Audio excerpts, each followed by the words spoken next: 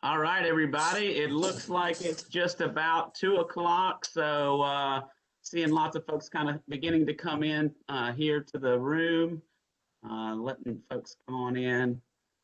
All right, we'll go ahead and get started. And just like to say, first of all, just a good afternoon to everyone and welcome to the Tennessee State Museum's virtual program commemorating Cordell Hull and the United Nations at 75 years. My name is Jeff Sellers, and I'm the Director of Education and Community Engagement at the Tennessee State Museum. And we are so excited for a great program today. This program is part of our popular In Conversation series, where we discuss how Tennessee history intersects with contemporary topics. And today's conversation will reflect on Tennessee's native son, Cordell Hull, his role in the establishment of the United Nations, and the legacy of the UN on its 75th anniversary.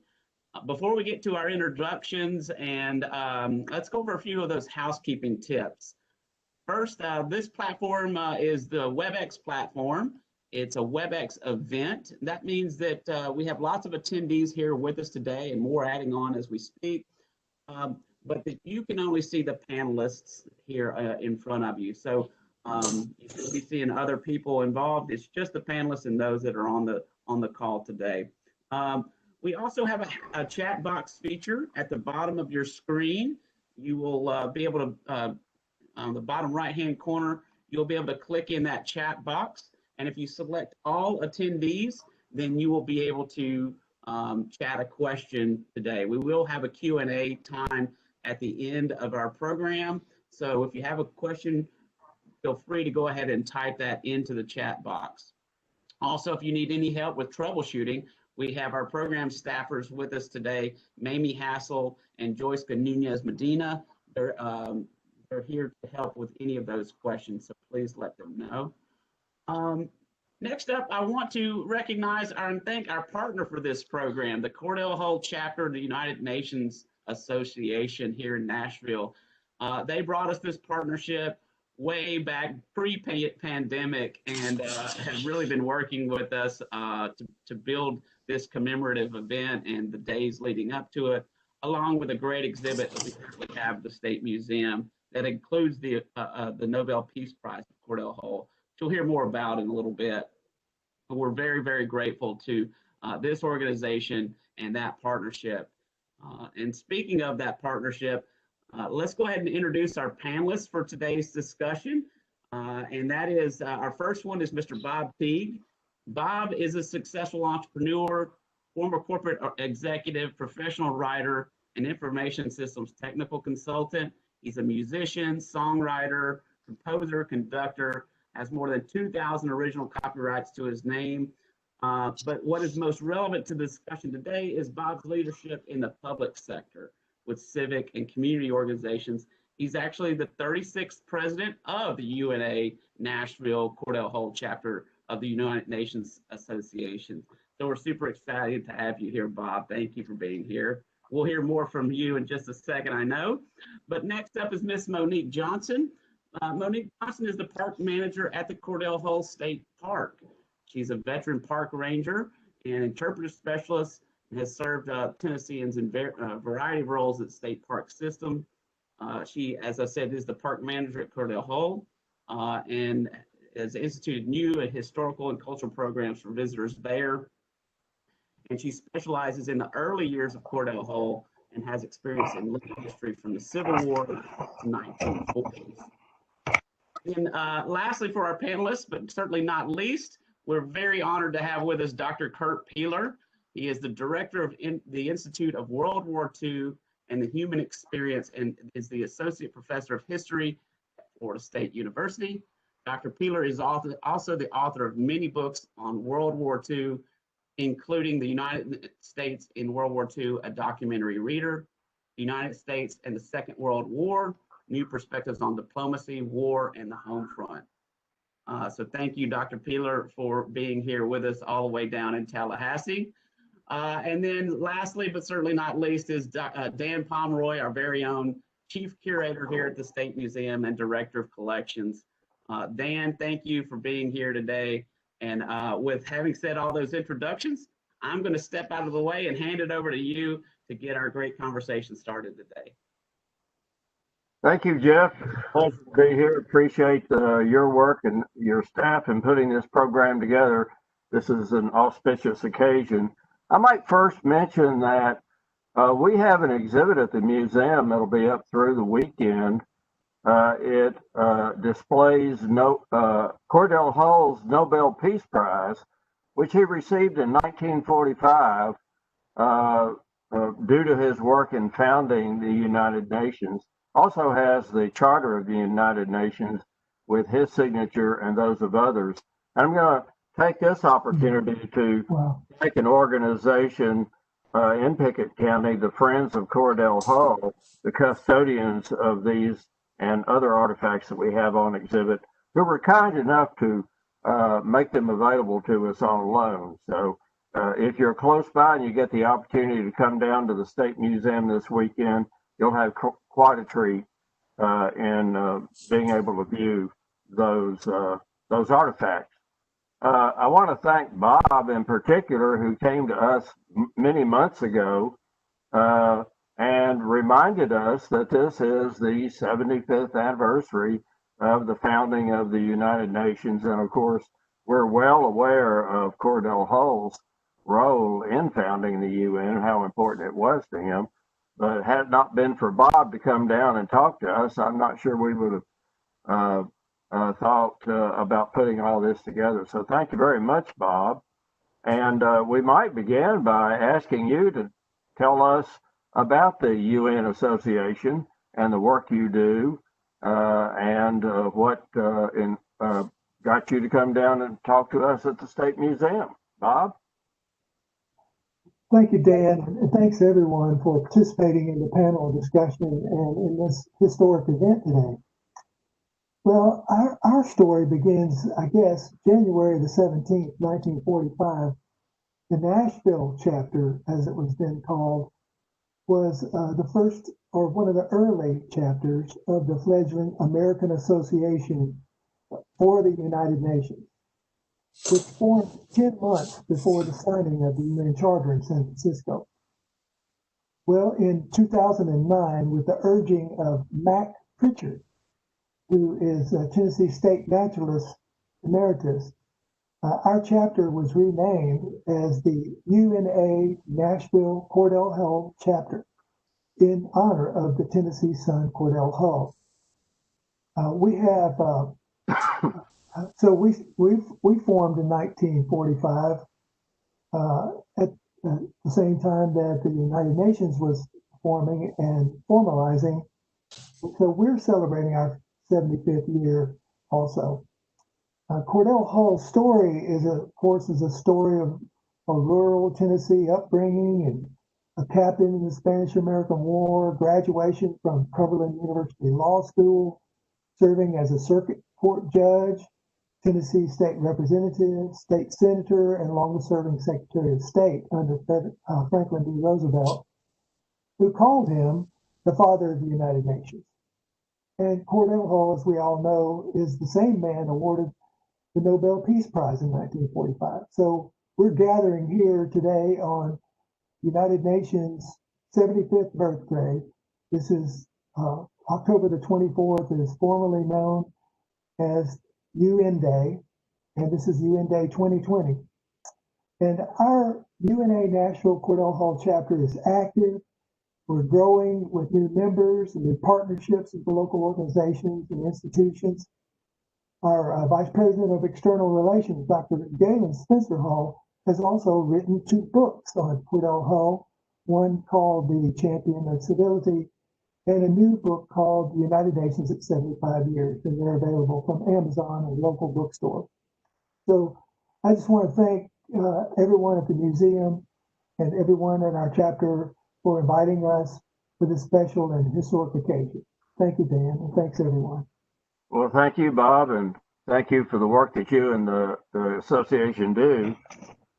So we are especially interested in Cordell Hull and the Tennessee connection to founding the United Nations. And in that regard, we are very pleased to have with us Monique Johnson, who is up there at the birthplace site of Cordell Hull. He came from very modest roots in the Upper Cumberlands, born in a rented log cabin. And Monique, could you tell us something about Cordell Hull and how he began and his career leading up to the UN? Yes. Let me get my PowerPoint. Okay. Hi, thank y'all for having me here today. It is an honor to be able to speak on Cordell Hull. Now, Cordell Hull, of course, Bob touched on it. Cordell Hull was, most people know him as longest serving Secretary of State in the United States history, the father of the United Nations, and the first recipient of the Nobel Peace Prize in Tennessee. But today I want to talk to you about his early life and how he was shaped by that life. And so, of course, Cordell Hull was born in, which is where, if you've been to the park, where the park sits today, in 1871. And he was born to William and Elizabeth Hull. And he was the third of 5 boys, and he was also the last boy to be born on our property. And he was born in a log cabin. It's 1.5 stories. The boys would have slept upstairs in the loft. And so this is the only picture we have in our collection of William and of Elizabeth. We have several of William, but not many of Elizabeth. And Elizabeth and William are the ones seated. We do not know who the ladies in the back, or the children, or the little girl. The photograph in our collection doesn't say who that is. Now, William is an interesting character. So William during the Civil War was a Confederate guerrilla. And in Cordell's memoirs, he talks about an incident that happened to William during the Civil War. And there's many different versions of the story, but I'm going to tell Cordell's because that influenced Cordell later on in life. So William and another Confederate guerrilla were out and about and came upon some Union troops. And the Union troops shot both William and the other gentleman, killing the other gentleman. But William was saved by a lady named Miss Lovelace. And Miss Lovelace ran over and put her apron across William's face and told the Union soldiers that he had passed away, saving William's life. And it's not the greatest picture of William, but you can kind of see, we have other pictures at the museum that you can see where William was shot. He was shot between his nose and his right eye, and he did lose his eye. And Cordell wrote in his memoirs that it troubled him for most of his life, that pain. But William was able to recover because of Miss Lovelace, and also because of his father. And when he got up the strength, he found the man that to the Union troops and went to Kentucky and shot the man dead, and came back to Tennessee and never spoke of this again. And Cordell remembers this story vividly. And locals tell a different story, other versions of it, but we like to talk about the one that Cordell remembered. And so when he came back to Tennessee, he married Elizabeth Riley, which is the woman seated. Now, Elizabeth was an excellent spinner and weaver, and Cordell remembers just the sound of Elizabeth spinning in the spinning wheel.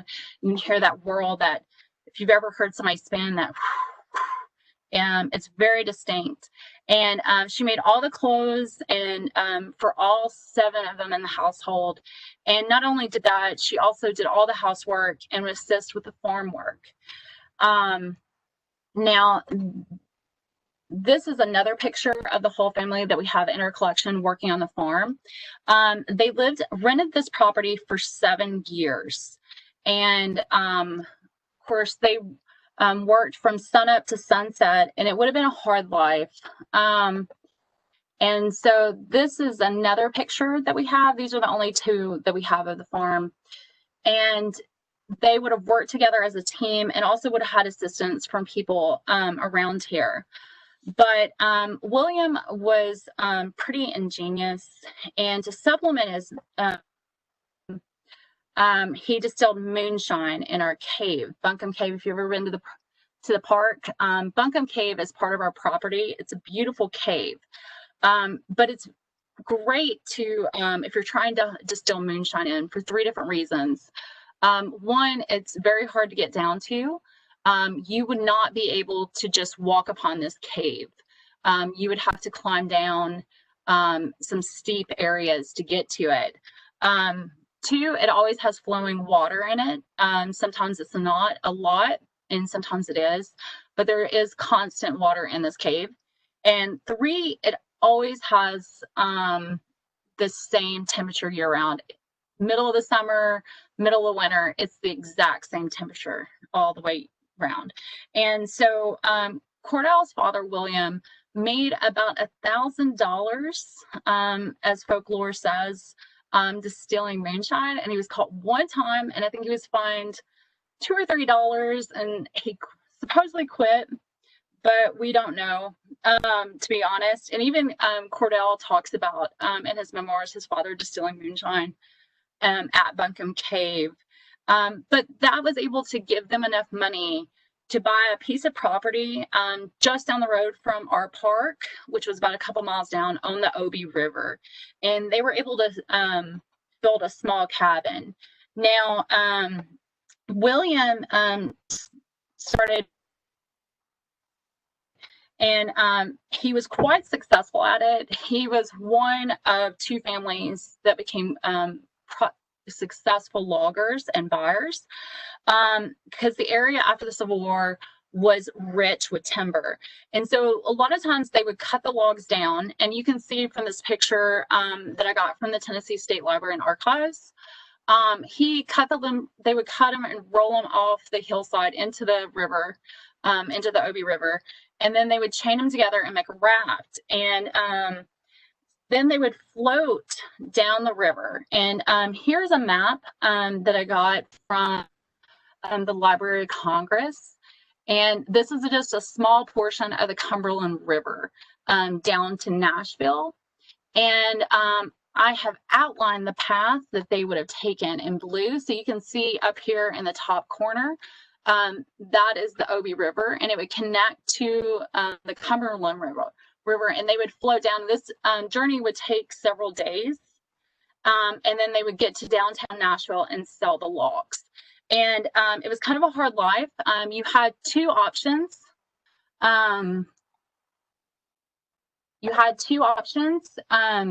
You can either walk back, or you can take the steamboats back. And a lot of loggers chose to walk back because they didn't want to waste their money on traveling back. Now, when all 5 boys turned 16, they learned how to raft down the river. And Cordell would use his wages to buy law books and reading books. But this would also benefit Cordell later on in life, because when he met Joseph Stalin, they had this in common. They both grew up in a rural logging area. And so this opened the door with the talks for Stalin for FDR. Now,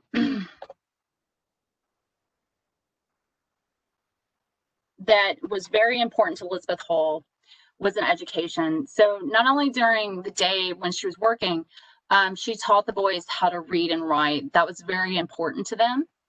And so they were able to get the basic education for Elizabeth. But when that wasn't enough, William hired a tutor in the winter months. And when the boys were old enough, they went to school, and they went a couple times to boarding schools when there wasn't a school close enough for them. And so in 1886, Cordell and his oldest brother, Nade, went to normal school in Bowling Green, Kentucky for 2 terms, and then they returned home. And then they, for some reason, went to National Normal University in Lebanon, Ohio. Now, Cordell was unable to finish his school because during that time he got the flu during the 1889 influenza pandemic, and he had to return back home to recover. And instead of returning back to normal school, he decided to go to Nashville and read law with a Nashville law firm. And during that time, he was also elected as the chairman to the Clay County Democratic Committee before he was even of age to vote.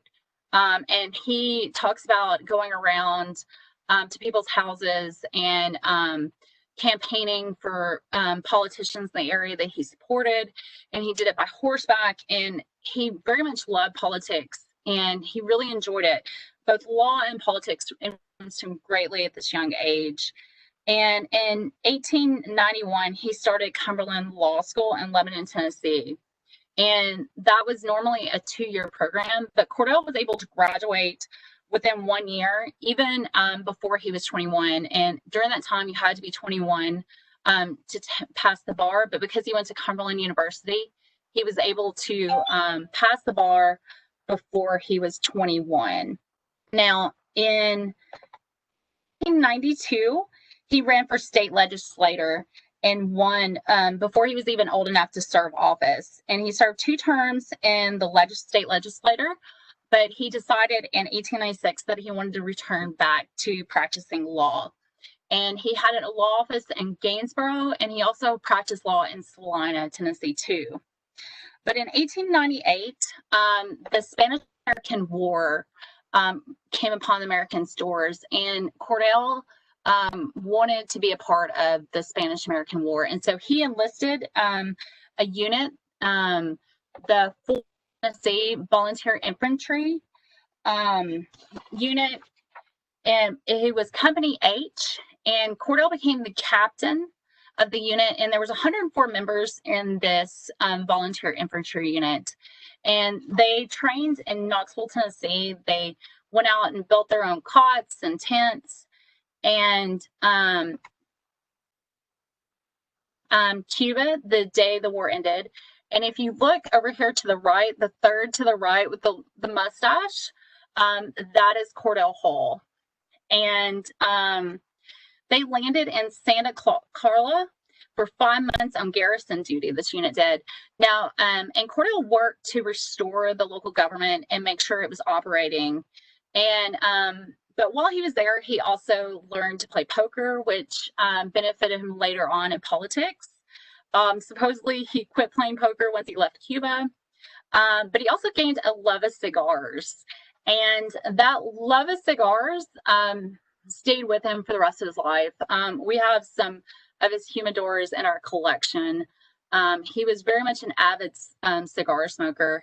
But after leaving, he came back to Tennessee and started practicing law again. And in 1903, he was asked to finish a circuit court as a judiciary judge. Matter of fact, he was at the 5th Judicial Circuit Court judge for 10 counties in Tennessee, and he would spend a week or 2 weeks in a court, and then he would ride on horseback and buggy to the next courthouse. And these are some of the pictures. I got these from the Tennessee State Library and Archives of the courthouses that in 1903 he would have went to in the areas. And he would go to each courthouse every 4 months. And so he also credits this work as judge as getting into Congress, because he started visiting these areas and people started to get to know him. Matter of fact, he got a reputation as a judge that he, for the rest of his life, was locally called Judge. And it was such a popular nickname that even his wife, who met him later on in life, called him Judge. And so he would ride around, and he was kind of a very strict judge. He didn't take a lot of nonsense, and so he stuck to the law itself. And then he, in 1906, he ran for the 4th Congressional District. And Cordell sits over here, standing on the back row over in the right corner. And he won that election, and he would stay in Congress for 22 years. He lost one election. He lost the 1920 election. And but he won that seat back the very next election year. And here he is in his office. And Congress, he sat on the Ways and Means Committee, and Cordell is on the right, the 3rd seat back. And this is the Ways and Means Committee meeting. Now, he met his wife, Frances Hull, in a hotel. When Cordell stayed in Washington, D.C., he lived in and out of hotels that suited his lifestyle. And he met Frances in the hotel lobby, and they dated for several years before they finally got married in 1917. And they were both in their late 40s. And what Cordell writes about the wedding in his memoirs is that, of course, it was during World War I, and they just went and got married one weekend, spent the night in Baltimore, and then came back and met with his committee. And everybody was shocked, even his friends, that they didn't go on a honeymoon. And they wouldn't go on their honeymoon for another about 7 years to Europe. But that was their life. Cordell was a little bit of a different politician than the rest of Washington, D.C. He didn't attend the D.C. parties like everyone else.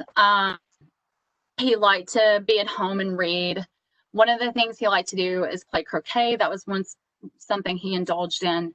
Afraid I don't have any pictures of that, but we have a lot of pictures of him playing golf. He liked to play golf. To spend a lot of time with Frances, and she was a great compliment to him because she loved to talk. She could be with people anywhere. This is them in front of the Statue of Liberty. Kind of can't see the Statue of Liberty in the background, but she would attend the parties, and she was comfortable in Tennessee, and she was comfortable in DC. And she was a wonderful compliment to him, and she traveled all over the world with him. And of course, he became Secretary of State. And here he is in his state office. But we wouldn't be here today without a lady. I want to talk about Pansy Hill. Miss Pansy Hill was a school teacher locally, and she took it upon herself to save the house and this property. She wanted to create a shrine for Cordell Hull, and Cordell Hull knew about the property, and him and his wife came down in 1954 and gave the blessing. And you can kind of see in this newspaper article, that was what they envisioned the house looking like. If you come today, it does not look anything like that. We have a lovely museum, but Cordell gave the blessing for the birthplace. And so we are here today because of that. So, and thank you very much. Thank you, Monique. That was wonderful. The experience in the Civil War, I think, did have a profound effect on him, and it wasn't just the experience of his father. He talks about the meanness and the nastiness of guerrilla warfare and neighbor against neighbor and taking sides. Yes. And I don't doubt a bit that had some effect on him and his effort to bring peace throughout the world. Thank you for that. There's a couple other aspects of his life I might ask you about. He was also an advocate of the income tax and was very important in bringing income tax to the United States. Mike, could you say something about that? Yes, he was he saw that the tariff system was not working, And so while he was on the Ways and Means Committee, he was able, one of his great accomplishments in Congress was to get the income tax passed. And of course, during that time period, very few people, the income tax that he got passed only taxed a very small percentage of Americans, not like today. So the richest Americans paid income tax, and he also got the heritage tax, not the heritage, the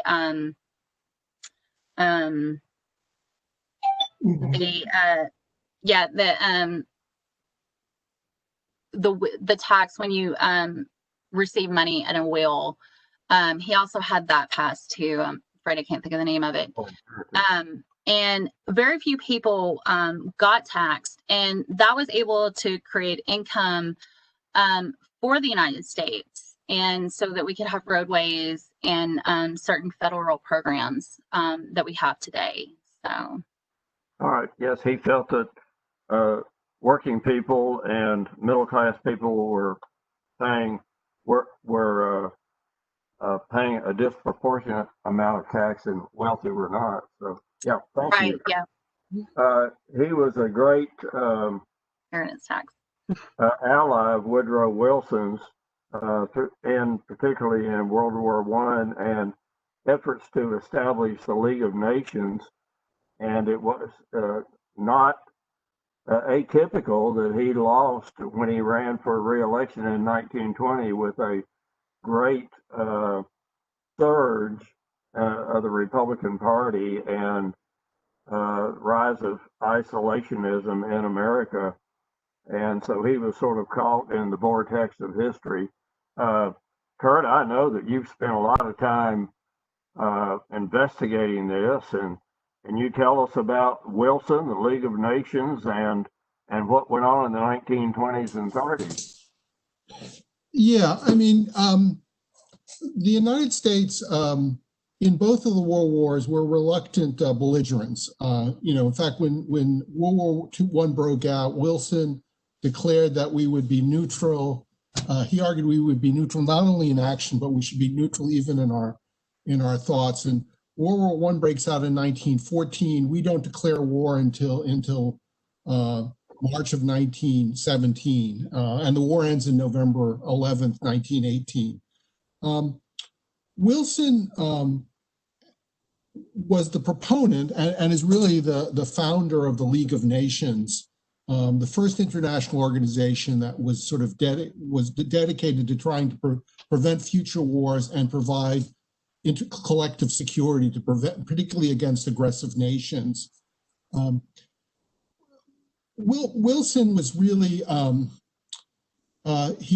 he had much success as a politician, he was in many ways a classic academic in terms of how he approached the League of Nations. He did not bring in allies. He did not bring enough allies. He did not reach out to the opposition to get allies from the opposition. And he is having to sort of negotiate for a League of Nations with two countries, Great Britain and France in particular, that want revenge. France is very concerned about a resurgent Germany, and Britain wants money to rebuild Britain. And so he compromises on a number of things, which I won't go into detail, and he compromises a lot, even against some of his own principles, because he wants a League of Nations. But the problem will come in that Americans are very, very divided over the League, much more so than European countries. European countries joined the League of Nations. And in fact, when Wilson goes to Europe to negotiate the end of the war after the armistice and the League of Nations, I mean, he's greeted as a savior by European people.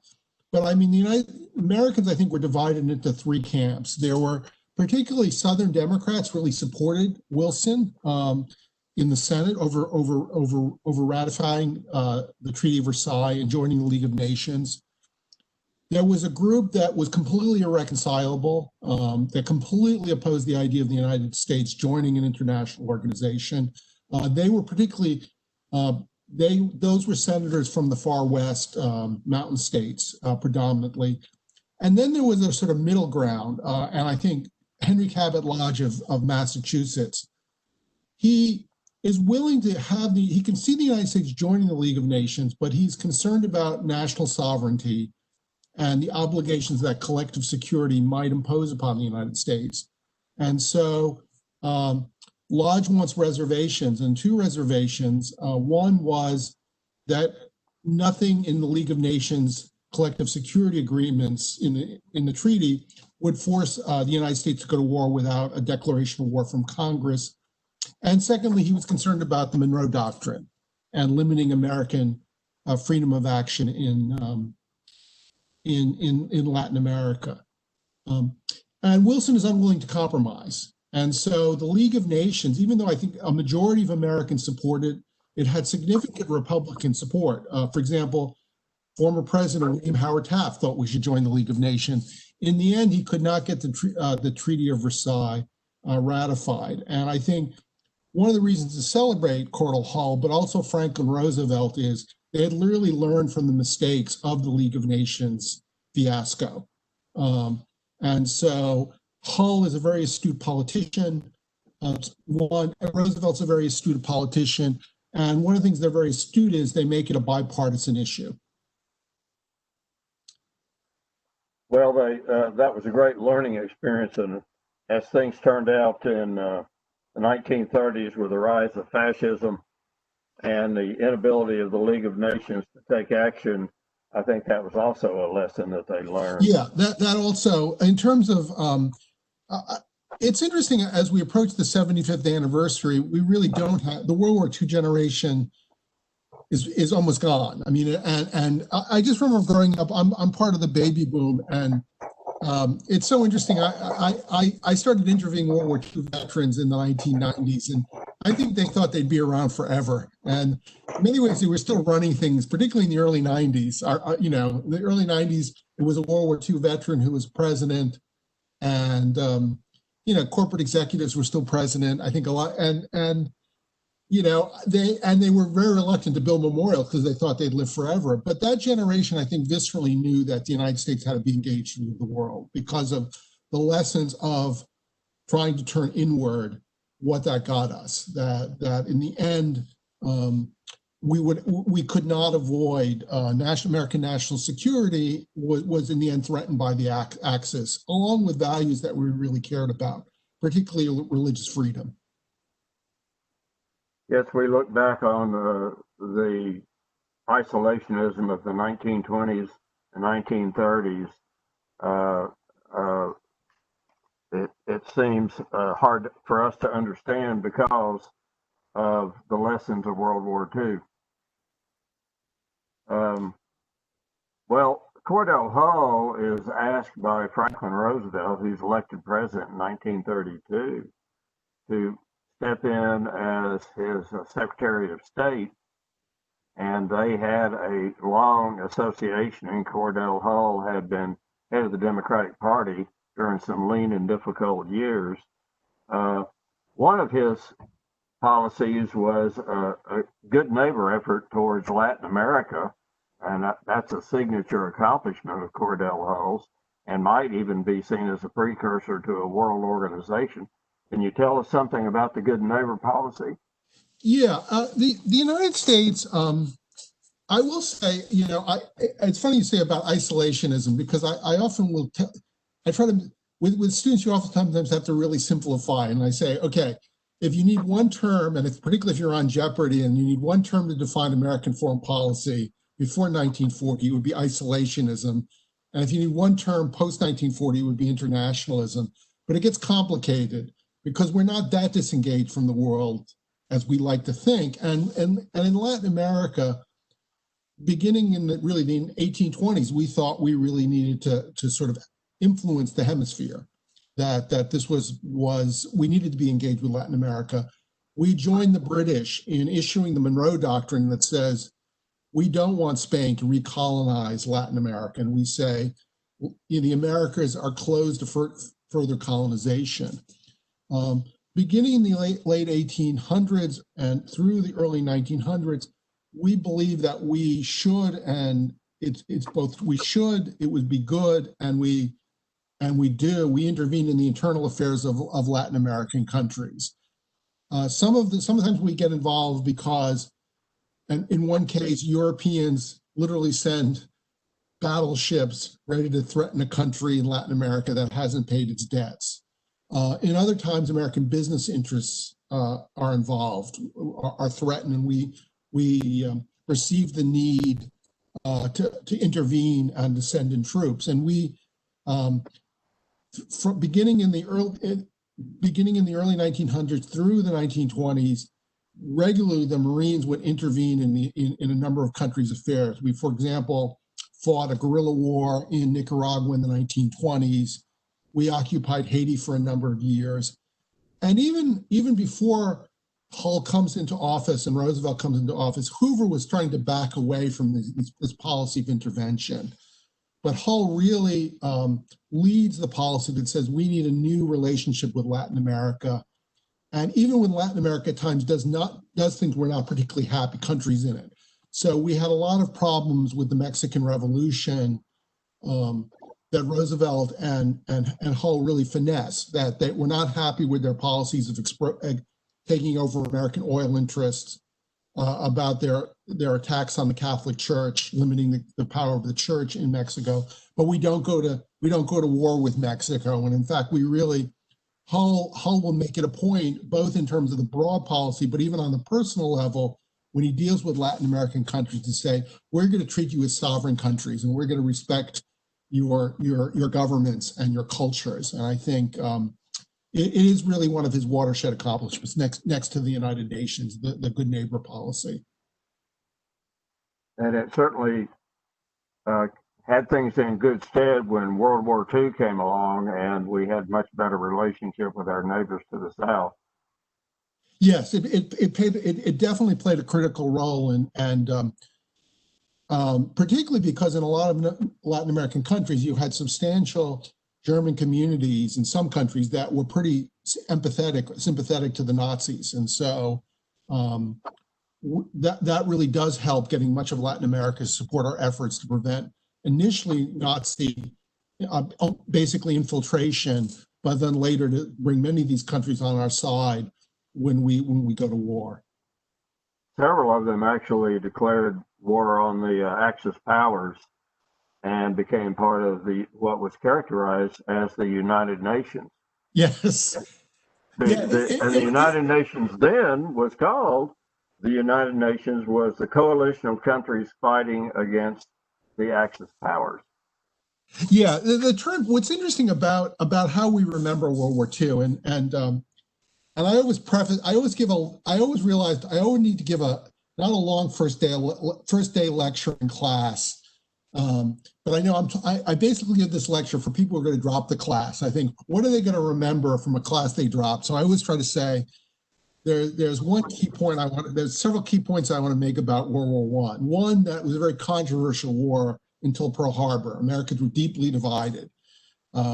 Don't buy this thing that we were all united and we all, this generation, it was a really good generation, but they weren't that good. They weren't not that eager to find another world war. And I don't blame them. But also, we were very cognizant that this was the United Nations, that we really depended on our allies. For example, we never held down the bulk of the German army. The bulk of the German army was held down by the Soviet Union from June 22nd, 1941. Until the war ended, and it's why we call it the Good War here, because our casualties, while not insignificant, numbered approximately 330,000. The Soviets almost lost as many women in uniform as we lost for the entire war. The Soviets lost about 300,000 Soviet military women in uniform. So we would probably not call it the Good War if we had casualty rates of 15 million in the armed forces and another 15 million. And the same thing applied to China. We never fought the bulk of the Japanese army. So I think the term was an apt one that Roosevelt, he coins the term and proclaims the United Nations on January 1st, 1942. And if you watch a lot of old newsreels, the term United Nations is constantly used. And it's a term we've forgotten about the the alliance that brought us victory. Well, in terms of the heritage of Cordell Hull, of course, the United Nations is why we're here. And Franklin Roosevelt called him the father of the United Nations. I think it's interesting to note, and Monique, you may have something to say about this, that he encouraged a young man in the 1930s to run for Congress, Albert Gore, who was from Carthage. And of course, we're familiar with his son, Albert Gore Jr., who was also a recipient of the Nobel Peace Prize, and all of them from the same little area of Tennessee, which is pretty amazing, I think. Monique or Kurt, you want to tell us something about the relationship between Cordell Hull and Al Gore, the Gores? I'm going to defer to Monica on that one. I know they're in many ways cut from the same political cloth, but I don't know as much about the individual relationship of the two. Well, I don't know about the relationship, but I do know that Pansy Hill, when she was forming the site, did talk to Gore Sr. about helping get legislation to purchase the land and the log cabin. But they are both at one time part of Smith County. Cordell's father's last home was in Carthage, Tennessee. Of course, that's where the Gores are from. But I'm not sure if they had ever met, to be honest. Well, I guess the senior did. And of course, Smith County can also boast that they have 2 recipients for the Nobel Peace Prize from their county, or lived in their county at one time. So, I note from Cordell Hull's memoirs that his law partner was John Gore, as I believe, and I'm not sure what the relationship between John Gore and Al Gore might be. So I think they might be distantly related. So John Gore would they did have a law practice together, I believe, in Gainsborough. And matter of fact, John Gore eventually became a judge. And I believe, I'm not really sure, but he also, when they took the TVA to the Supreme Court in Tennessee, Gore was the one that proceeded over that case. So, but they did have the law practice together, but I think Gordon Gore and Al Gore are distantly maybe cousins. I'm not sure how closely they are related, though. Well, it's fascinating that we've got 2 Nobel Peace Prize recipients right from the same area of Tennessee, and they are connected.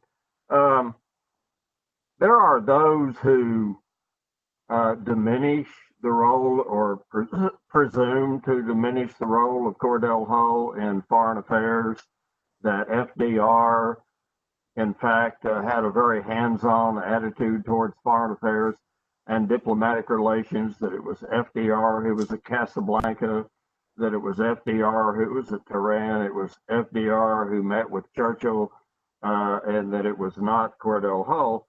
And this is part of the argument used to, I would say, diminish the role and the importance of Cordell Hull.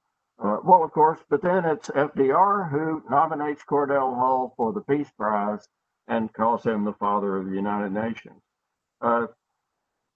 Anybody have any thoughts on that, on the legacy of Cordell Hull and how he should be remembered? I guess he should. I would say the other. There's sort of 3 great accomplishments, I think, of Hull. One was the good neighbor policy. He clearly plays a pivotal role, and he's very active. He was also in better health in the 1930s, which really did, I think he was not in great health during the war years, and increasingly had to take more and more time off. His other second great accomplishment was the reciprocal trade agreements. I mean, one of the things that Hull believes as a result of World War II, and some of this reflects his Southern Democrats believed in low tariffs. Republicans in this era believed in high tariffs. And Hull really believes that because, his experiences in World War I, we need to increase trade. which doesn't go over well in the 1920s. We erect really high barriers. And even Roosevelt in the 1930s turns inward. I mean, Hull's a little embarrassed, because he's hung out to dry. Roosevelt sends him to the London Economic Conference, and Roosevelt pulls back, and not the nicest way. But I think Roosevelt really believed in his first term, we need to, for the most part, turn inward. And the good neighbor policy was one of the exceptions. And Hull gets a lot of criticism, and some of it is legitimate, that the State Department is not very active in World War II. That Hull, once we declare, he is involved in negotiations with Japan up to literally the day of Pearl Harbor. But once war declares, he thinks, well, this is now the War Department's job, and he comes up under a lot of criticism. But he does think that the State Department should concentrate on post-war planning. And so he really is pushing the United Nations idea, the idea that we need a new international organization. And I think one of his great contributions diplomatically was going to the Moscow Foreign Ministers Conference in 1943. And what I only just learned recently was that Hull took an airplane for the first time in his life. And what struck me about that is, you're taking it to Moscow for the first time in your life. Didn't you want to fly up to New York once? And I think one of the things to convey what flying an airplane in that era meant is you really still sort of took your life into your hands. When I did a lot of oral histories, and digressing a little with World War II veterans who were in the, training to be pilots in World War II, every one of them had a story about crashes. And so one should not minimize this flying to Moscow. And I can imagine for someone who hadn't flown, this was quite an experience. But he really does a great job diplomatically in getting an agreement at Moscow that sets into motion the planning for the United Nations that emerged. And he also finesses several other important conflicts between our allies. Yes, that's where he meets Joseph Stalin, and they, as Monique mentioned, they had that common ground because they had both been in the logging business and floating logs down the river. And it's interesting the way relationships can, and anybody who could get a friendly relationship with Joseph Stalin, my hat's off to them.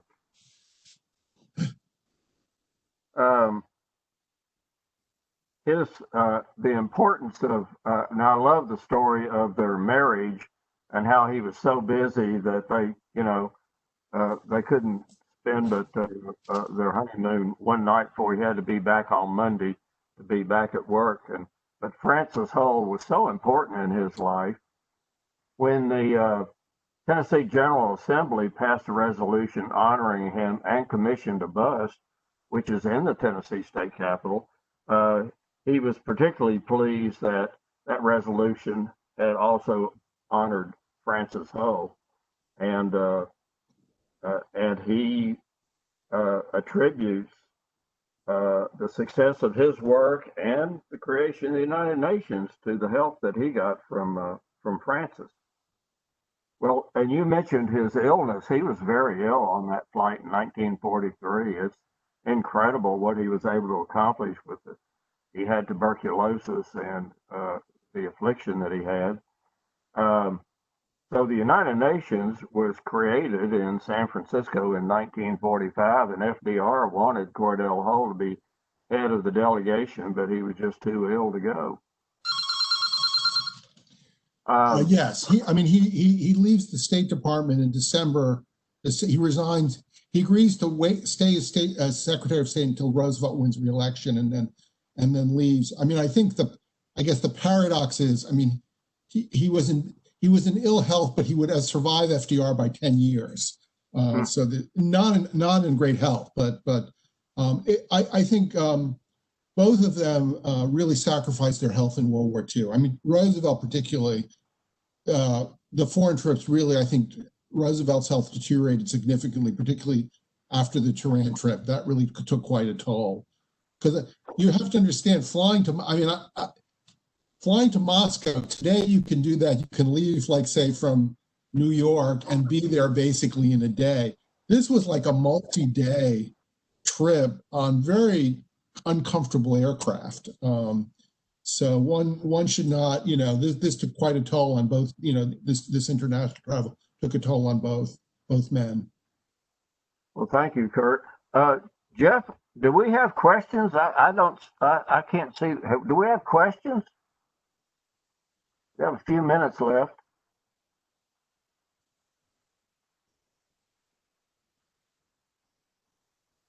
Well, yeah, Dan, sorry about that. I was trying to get myself unmuted there. Just want to remind everyone, we do have lots of questions, or have time for Q&A, and we do have plenty of time for that. So we do have lots of people on the call. One question is, how was Hull appointed to become Secretary of State? Hull was appointed because he had supported Roosevelt for the nomination. He was a very influential national political figure. He had headed the Democratic National Committee, and Roosevelt really picked a diverse administration, and Southern Democrats were a core of the Democratic Party. So Hull made a lot, it was a very logical pick to be Secretary of State. And in fact, if Roosevelt hadn't decided to run for re-election in 1940, he would have been a formidable candidate for the nomination in 1940. And there was some speculation he might even be on the, would have been picked as vice president instead of Henry Wallace. Well, I think FDR had asked Secretary Hull to be the presidential candidate if FDR decided not to run. We forget that kind of promise that he had. Though Roosevelt was very opportunistic. He sort of hinted that to several other of the leading contenders, and he has quite a falling out with his campaign head from the 32 election, Postmaster General James Farley. The two of them Farley would be bitter for the rest of his life after he felt a betrayal in 1940 when Roosevelt decided to run again, and stringing him along. Hull was much more gracious. Any other questions? Sorry, Dan, go ahead. I was just going to say, we have another question, Jeff. How was Hull received when he returned to Tennessee after receiving the Nobel Peace Prize? And this might get into the legacy piece of Cordell Hull. He's got a lot of stuff named after him. Yeah, I mean, what's interesting, he does not, after he retires, leaves the State Department, he does not come back to Tennessee to leave, but he is really hailed as a hero, and it's significant that there is this, they create a state park, a shrine to him, essentially. So that says a lot about his standing in Tennessee. Yes, he didn't return to Tennessee to live. He did visit, and he was keenly attached to Tennessee and felt his Tennessee roots were very important. He and Mrs. Hull are both interred at the National Cathedral in Washington.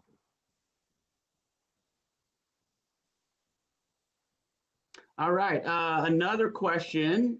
What was Hull's disposition towards racial tensions? I think his attitudes were, and this I know less about because less has been written about Hull on this, but I think he really fit the sort of classic Southern Democratic, wanting to preserve the sort of separate but equal in the South.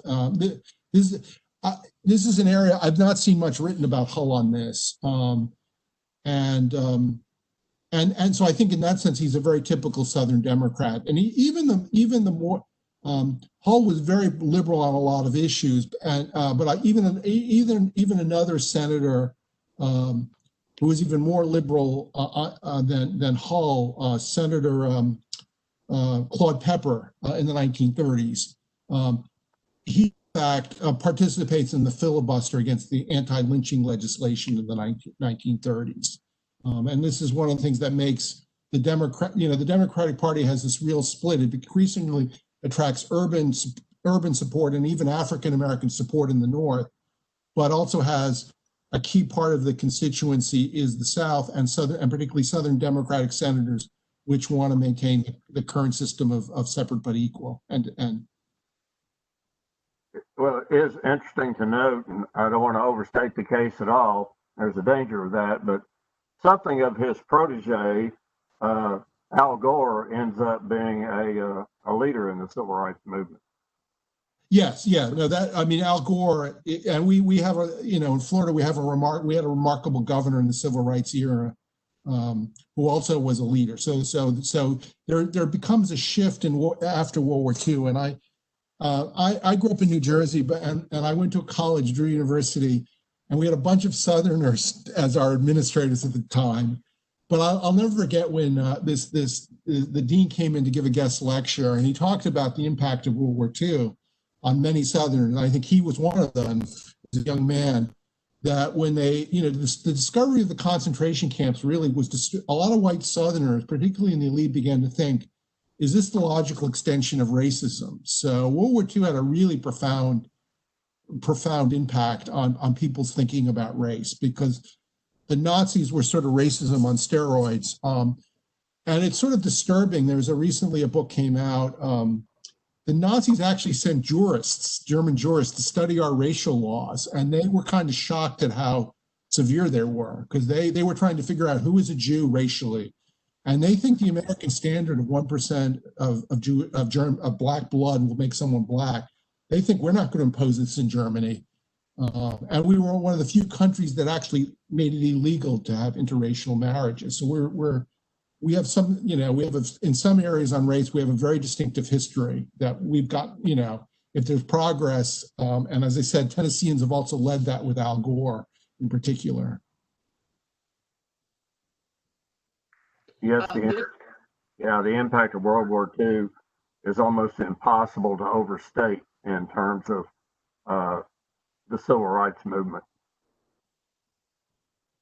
And this one might be good, Bob. Bob, for you, how was Vanderbilt involved in the charter of the United Nations, and what were some of the Hull's strengths as a leader? I know you've spoken about that before. Some of his what as a leader? I'm sorry. Strengths as a leader. Strength. Well, thanks for asking. Well, the chapter, which was originally called the Nashville chapter, formed at Vanderbilt University, and a group of people were invited to convene and were led to form this organization. And I'd like to just read a little passage here about that. So, January 17th, 1945, in Alumni Hall at Vanderbilt University, 68 members were initially enrolled in the association. And by the end of that year, there were a total of 180 members that were enrolled. And they designated their first president. They had a letter that solicited new members. And the next, it became officially affiliated in March of 1st. And then to join, it was dues were 75 cents. So it's grown significantly through the years. And our one of our professors and one of our members, a former board member, has created an archive of the artifacts of our chapter, and a digital artifact repository. And so we have records that go all the way back to the first meetings. We have letters from signed letters and telegrams and things like that from international leaders, from Cordell Hull himself, Franklin Roosevelt, so forth. I would say Vanderbilt University, because it was the original site of the first conference to start our local chapter, it was early in the formation of the charter and the final I guess, draft of the Charter of the United Nations that was adopted in San Francisco that same year. So it plays a big role, and it still plays a big role in that we have members of our chapter and members of our board who are faculty members and so forth from Vanderbilt University. For Cordell Hull's strengths, the reading I've read about him and the stories I've heard about him, he seemed to have a real balanced tone of civility, which seems to be missing from discourse these days. But for someone who is able to invite participation by enemies of our country or political adversaries, if you would, and sit down with them and reason with them and strike a balance of and negotiate some sort of a position that made sense to all parties. Maybe not complete sense, but some common ground was reached in conversations with him. And he seemed to have an innate strength to be able to bring people together and to negotiate positions.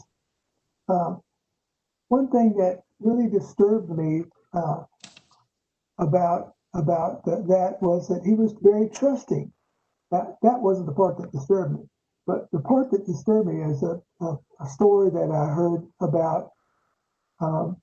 He had been negotiating with Japan, and he had been advocating for them to withdraw their attacks on China and to stand down, cease fire, and work out some sort of a deal to withdraw their forces and so forth. And I think he felt confident that he was making progress with the Japanese ambassadors and other people that were representing the Japanese military government at the time. And so the story that I heard and read was that he had an appointment, say, I think it was at 10 a.m. on December the 7th, 1941, with Japanese ambassadors and in his office in Washington, D.C. And in a very uncharacteristic fashion, the Japanese were about 30 minutes late to the 10 a.m. meeting.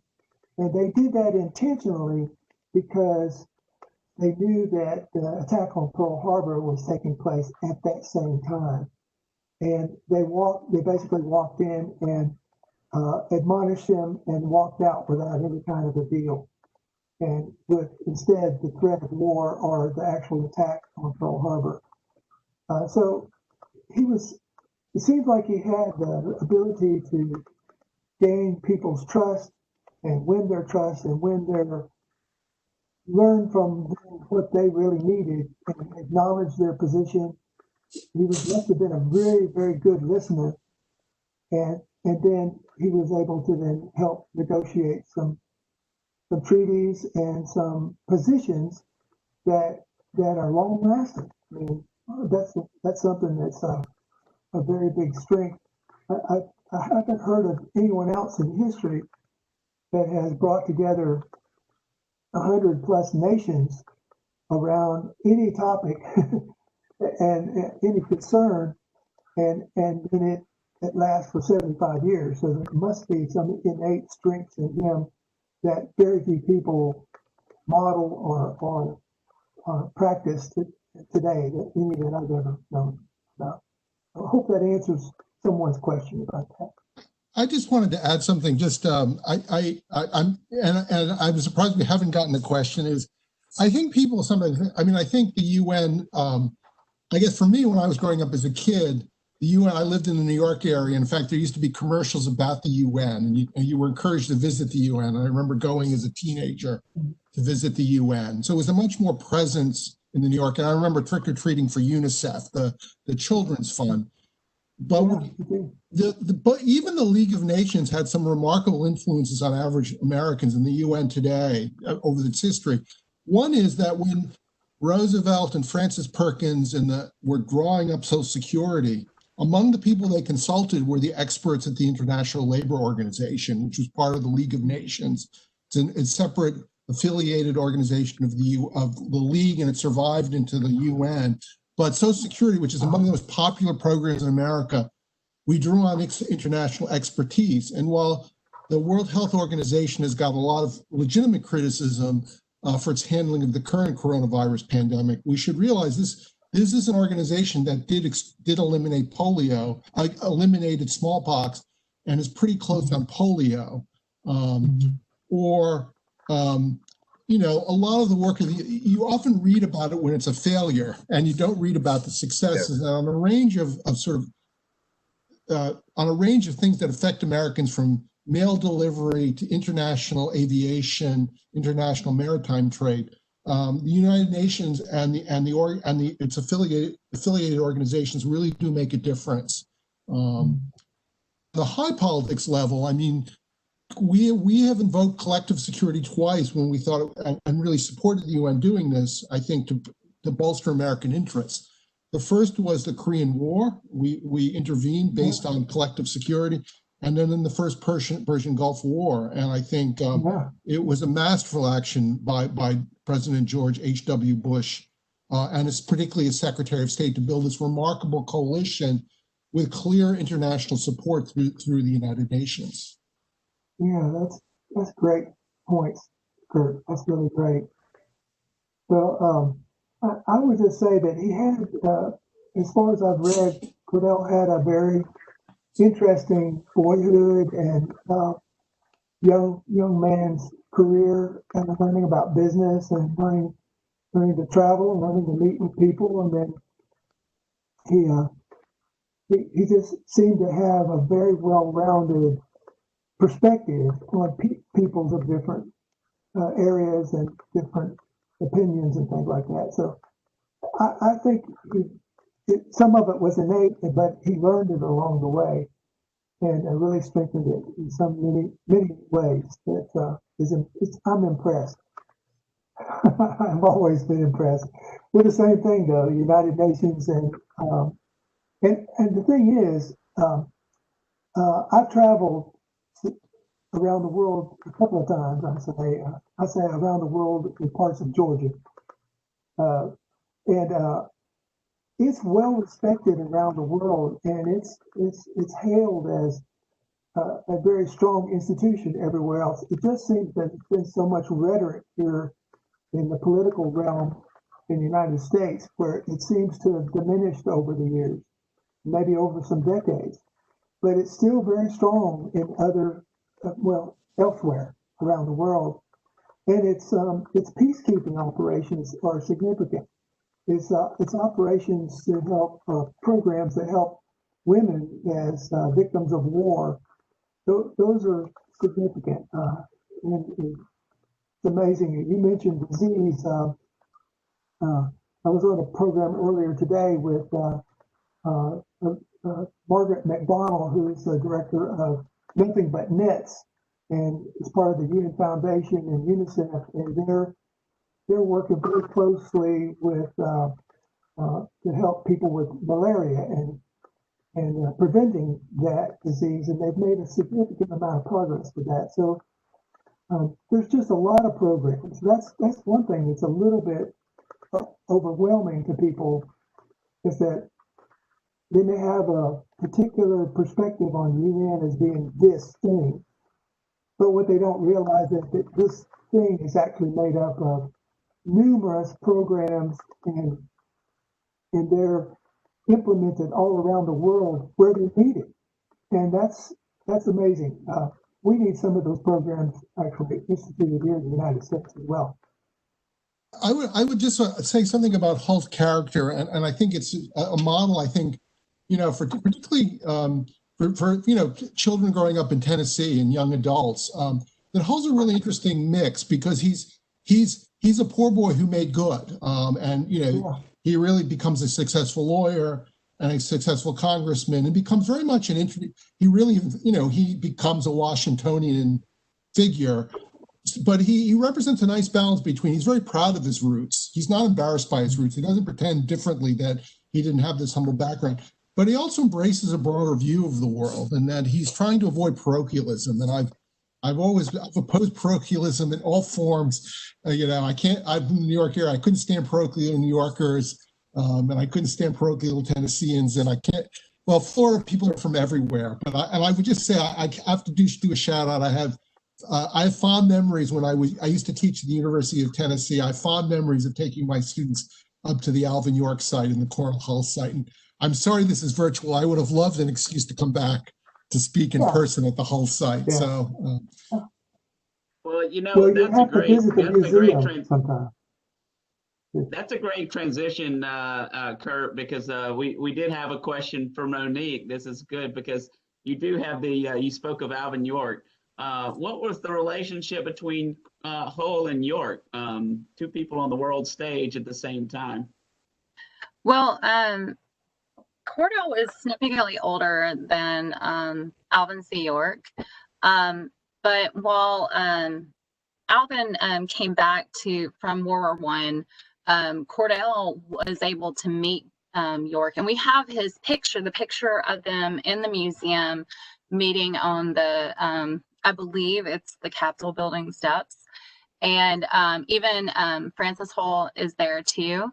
And this relationship between Hull and York would continue.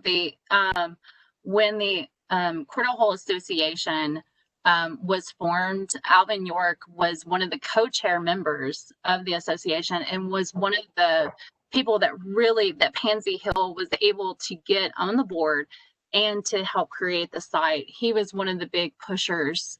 And he saw the importance of also having a memorial for Cordell.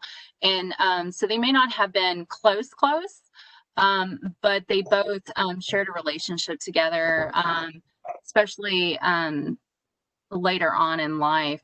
And of course, you see Cordell's featured in the Sergeant York movie. I don't know if anybody's ever seen that. We watched it quite a bit around here.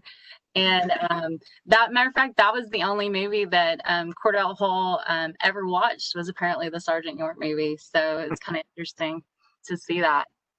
I just want to also add, besides the personal relationship, and obviously politically, one of Michael Birdwell, who wrote a really good book on Warner Brothers and Alvin York, really makes the case that Alvin York's greater contribution to the country was in World War II, when he really in 1940 embraces support for our allies and intervention, and really uses his reputation to say, this war matters to us, and at one point goes after Lindbergh in very personal terms. So they're very much allies in the notion that we need to help our allies, and then once we enter the war, Alvin York is very, very active in sort of bolstering morale, particularly in Army camps. Yes.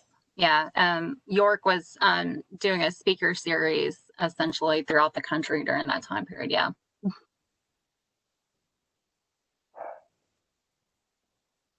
It is interesting that these two men from the Cumberland Mountains of Tennessee, this remote area, became champions of internationalism and the importance of making connections throughout the world. Yes.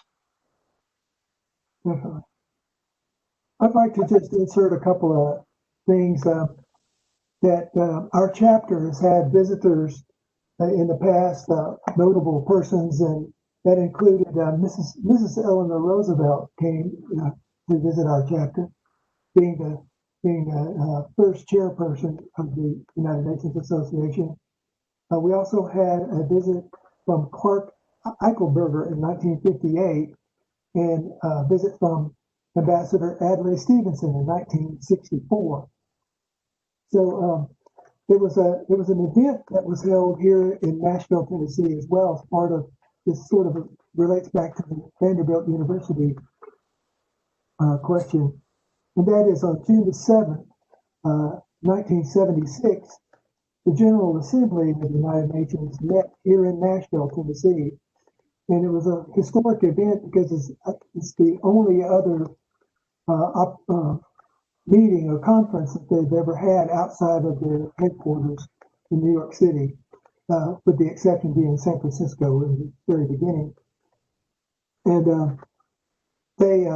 there were 101 permanent representatives of the United Nations that came here, and they were invited by the Tennessee, our governor, and Nashville's mayor was Richard Fulton at that time, and of course chapter members and other city leaders. And they attended a forum at Vanderbilt University, and then across the street there at the Centennial Park, they attended a banquet, and the banquet was 1,700 people out and inside of tents there in Centennial Park.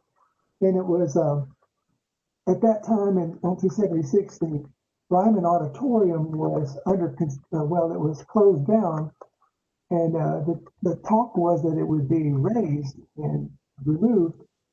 And so at that time they had a special performance of the Grand Ole Opry in Ryman Auditorium for the visitors from the UN General Assembly, with Dolly Parton and Porter Wagoner, a whole bunch of people that were involved at that time with the Grand Ole Opry. And the banquet at the Centennial Park was catered by Phyla Rawlings Hach, H-A-C-H. And she imported, Davidson County was a dry county, and so she imported mint juleps from Kentucky to serve at the banquet. I thought that was kind of funny because couldn't sell it, but you could drink it here. So buy the drink. And she had published a book that she got recipes from all of the countries that were represented, their ambassadors and other dignitaries, called Country Cooking with the letter K. And it became one of the biggest selling books for Cracker Barrel about that time as a cookbook.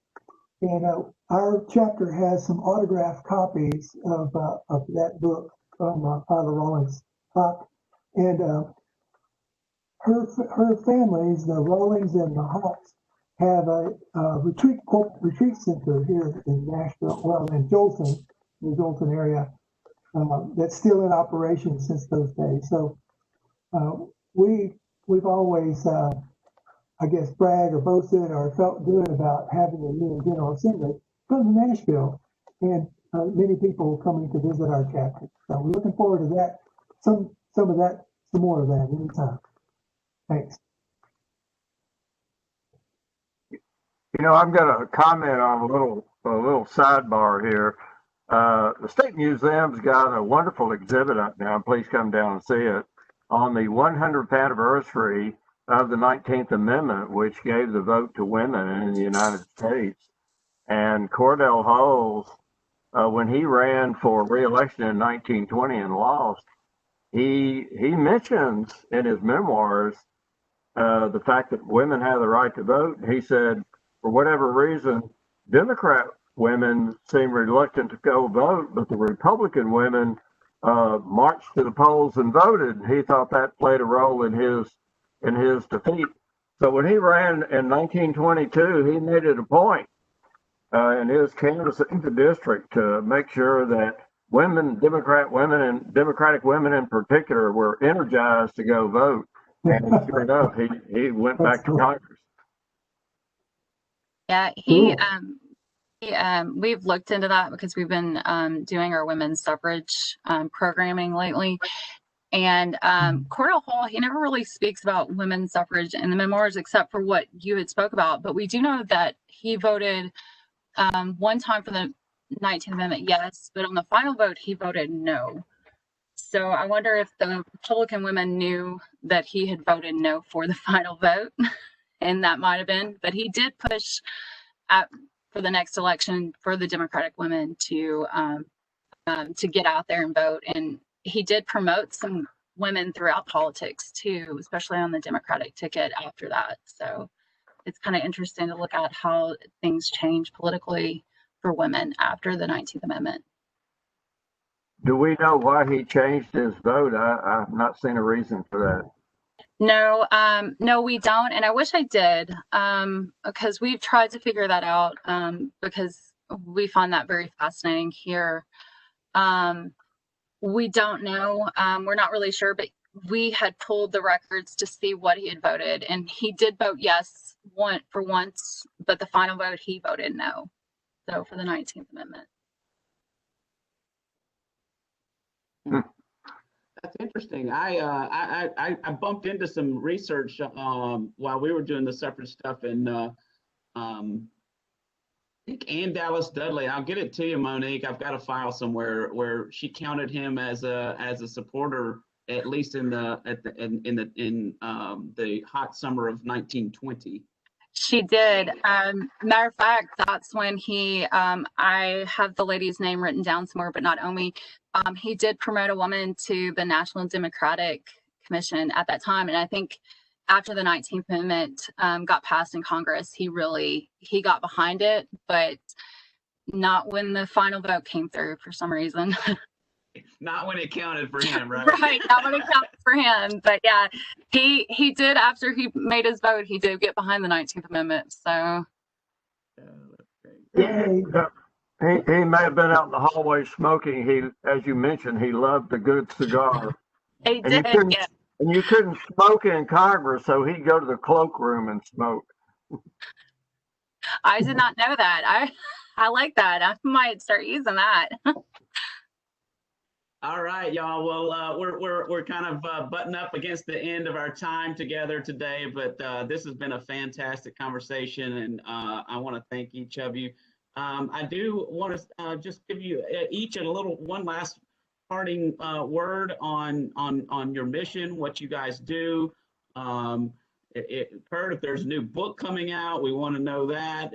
Anything like that, and of course, to our partner, Bob Teague, and the Cordell Hull Chapter United Nations Association. Bob, we'll end with you, and you can tell us a little bit about what you guys are working on. But Monique, if you want to start and just give yourself a plug. Well, of course, we're open 7 days a week here at Cordell Hull Birthplace at State Historic Site in Byrdstown, Tennessee. And we're open from 9 to 4:30 every day. And we have, of course, the museum and the log cabin, and we do a lot of folk arts programs. We do weaving classes, spinning, chair canning, and basket making. So just go to our website at TennesseeStateParks.com and check us out. And we would love for you to come, and we'd love to talk about Cordell Hull here. It's one of our favorite subjects. So make sure to come out to visit us. We love, especially his humble beginnings, because that's where it all started. Right. Yeah. Great. All right, Dr. Peeler. Yeah, I run a small institute on World War II, and one of the things we do is we have a very large archival collection that includes a number of Tennessee-related materials related to World War II, including Oak Ridge. Please visit our website. You can access some of our resources. Some of our collections are digitized. And I'm working on a book. Well, I sent it off in September, and I hopefully will be out next summer. And I hope to do some book talks in Tennessee, particularly go back to Knoxville. I'm doing a book on the religious history of the American GI in World War II. So, I'm not even going to say anything about what the book deals with, because that would be a 5-minute. But as I said, hopefully the world will be somewhat more normal next summer and fall and next year, that I can come up and actually do some talks. Love to have and thank you very much have for having me. It's been a real pleasure. As I said, if you're watching this program and you haven't been to the Hull site, I strongly recommend you do the tour. I did a number of times, and when we had visitors, we'd often take them up. Go to the Alvin York site, then go to the Hull site, and then you want to have dinner at Historic Rugby. That was my, when I would do the tour. And make sure you eat before you get off the highway and go up to the York and Hull site. I don't think the restaurant situation has improved much. I could be wrong. Yeah, the Upper Cumberland is a hidden gem in our nation. It is truly a cool place to visit and has lots of cool little nuggets throughout to go and see. So yeah, make Cordell Hull a part of that stop for sure. All right, Mr. Teague, tell us a little about UNA and the Cordell Hull chapter and the great work you guys have done. I want to say thank you for the partnership that you've given us. Thank you. Well, it's just been a dream come true, a vision realized to work with you guys at the museum and with the Friends of Cordell Hull in Birchtown, and of course with the Cordell Hull Birthplace State Park and Museum. Y'all are just fantastic people, and it's just been a real pleasure. Our mission really is to educate. We want to energize and organize and mobilize people of all ages to support the work of the United Nations, and both locally as well as nationally and internationally, and to help achieve the goals that have been set forth by all these nations that have put their energy into this organization. So our core values are to respect human rights and work for international cooperation, non-violent conflict resolution, and responsible and sustainable social and economic development. And so there are over 200 chapters of UNA here in the United States. Ours, by the way, we won the Atlantic Institute Peace Award in 2018 for our work in the community. We celebrate the Human Rights Day each year. We celebrate and participate. When I say we celebrate, we also participate in the International Immigrants Day, International Women's Day, all of the great calendar events that are promoted by the United Nations. So we would invite you all to be in contact with us, and stay in contact, support us in any way you'd like, join our chapter, join UNA USA, and help us carry that flag. I really do appreciate that. And by the way, I went to Carthage a couple of weekends ago, and I ate at Abel's restaurant in downtown Carthage. It's worth the drive from Nashville, just telling you that. And I also went to the Cordell Hull Dam because I wanted to see the dam, and I wanted to talk with the dam man, but he wasn't there, so we just saw the dam. We had a good time though. It's a great, perfect fall day too. So thanks everyone for again for the partnership and for hosting this program. It's been awesome. All right, great, y'all. Dan, I want to say thank you for putting together a great conversation today. And our last parting talk will be if you could just plug that great exhibit you guys have put together one last time. Well, yes, go down and see the Cordell Hull exhibit, the Nobel Peace Prize. It may be a once-in-a-lifetime opportunity to see it. And we do appreciate the Friends of Cordell Hull for making it available to us. And if we're plugging things, Jeff, I'm going to mention, we talked about Cordell Hull and the importance of the Civil War in shaping his life. The State Museum has a new book out, Civil War Flags of Tennessee. It's fabulous. It's been published by UT Press. And if you'd like to get a copy, get on the website and order one. It's 20 years in the making, so it's quite an accomplishment for the staff of the State Museum, and we're very proud of it. Absolutely, it's a great addition to the resources and the history of Tennessee. Speaking of the history of Tennessee, thank you guys for sharing your knowledge of it today, and we'll call it a day. And thanks so much, and we'll see you next time. Thank you everyone for joining us today on In Conversation. Check our museum website, tnmuseum.org, for all kinds of fun and great programming. So see you guys next time. Thanks again. Thanks. Thanks. Thank you. Good day. Bye-bye.